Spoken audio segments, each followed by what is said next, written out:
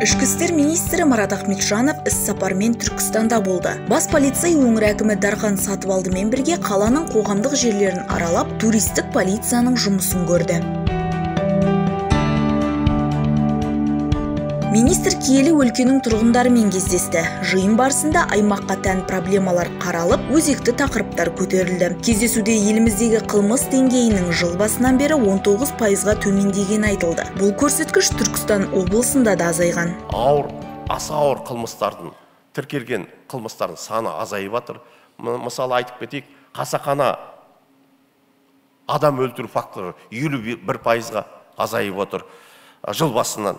Оны мына Түркістанда 18%-ға кісі өлтіру факторы, зорлау 38%-ға азайып келеді, тонау 16%-ға, қарақшылық 36%-ға, бұзақылық 47%-ға, ұрлық 28%-ға.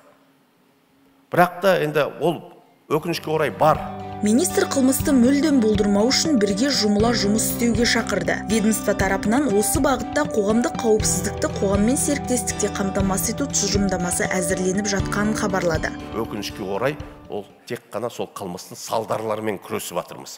Қазіргі қойып жатқан бізге талап, соның себептермен, соны барынша болдырмау мақсатында жұмыс істеуіміз керек. Марат Ахметжанов тұрмыстағы зорлық-зомбылық, спирттік ішімдіктер, есірткі қылмысы, интернеттегі алаяқтық, ұрлық, мал ұрлығы, көшедегі қылмыстар мен жол қауіпсіздігіне жеке тоқталды. Тұрғындар тарапынан жолданған сауалдар да әртүрлі болды. Жетісай Сарыағаш тас жолында болған, абайсызда болған жол көлік апатына байланысты келіп тұрмын. Тергеушілердің сауаты бұрынғыдай емес.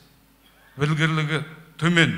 Шеттен келген адамдарда, қонақтарда ол жазалау емес, оларда біздің заңымызға бағынып, біз сияқты жүрсінді. Үлкен есеп беру кездесуінен соң ішкі істер министрі жергілікті журналистермен жүздесті. Оларды назардан тыс қалдырмай, барлық сұрақтарына жауап берді. Ал проблемалық мәселемен жүгінгендерді ведомство басшысы әдеттегідей жеке қабылдады.